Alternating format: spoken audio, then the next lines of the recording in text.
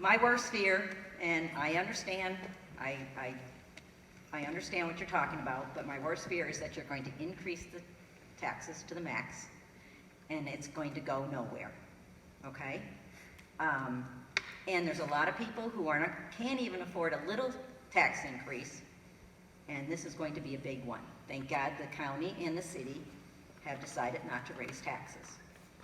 Okay, I applaud the board and administration by nitpicking these little teeny things. It's gonna save. The peanuts make the elephant, right? Okay, so I applaud you for doing exactly what you're doing. It's chipping away at the mountain.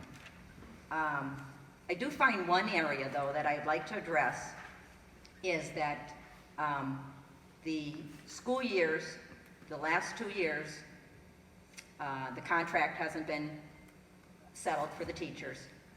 They have not had any pay raise, and you want to freeze them for the next contract. Is that same thing going to happen to administration?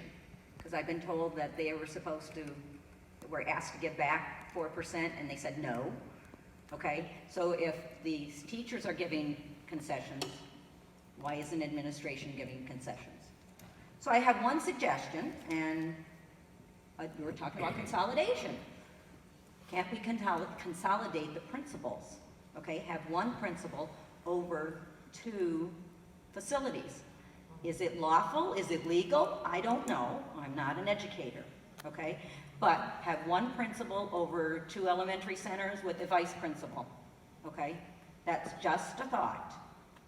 And I would not mind paying high taxes or increasing my taxes if we had a high academic school. Right now, we have a high dropout rate, as the paper has shown us, and we also have a very low proficiency.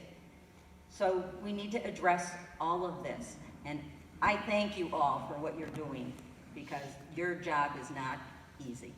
Thank you. Rate is slightly up. Within the past 3 years, our SAT scores are up in both of our high schools, and our ELA scores are up. Our student growth scores continue to climb. It's our student achievement that hasn't caught up yet. Our teachers are doing a great job in the classroom, and we are making some academic progress.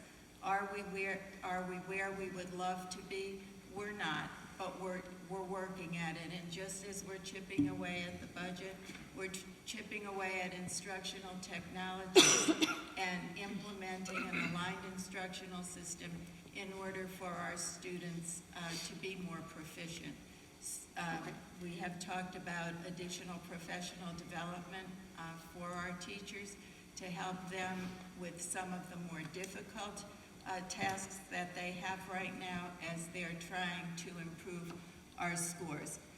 The state has put a lot of things in place for us in this past 2 years with the PA Future Ready Index, which is part of the Education Elementary Secondary School Act. And these things should help us be able to increase our graduation rates and increase our scores. So we're working on it. Good.